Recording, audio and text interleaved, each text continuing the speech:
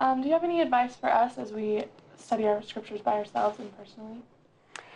My advice would be find a pattern and a system for reading and marking and remembering that works for you. I would not try to impose on you the pattern that I use.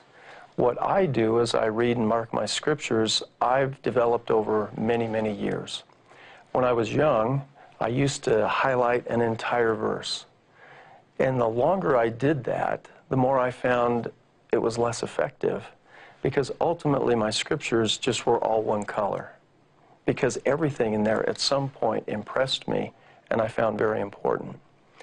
Over time, I've learned to highlight and do less of that, so that only a word or a phrase in a verse that seems to be the center point is what I'll highlight and mark.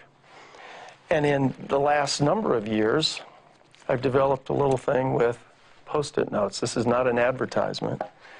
But what I do is there are little reminders that I like to put into my scriptures. And so you'll see that there are some words that are highlighted quite boldly.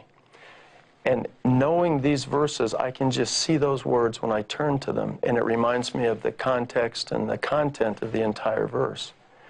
You'll see that I have arrows linking things on this page over to this page, and I have these little Post-it notes with other scriptures or thoughts that I want to be sure to remember. That's what works for me. That may not work for you. I think the key point is just practice and experiment. Find what works for you, so that your scriptures will be a repository of the things that you've learned, and you'll be able to go there to be able to recall them when you need them.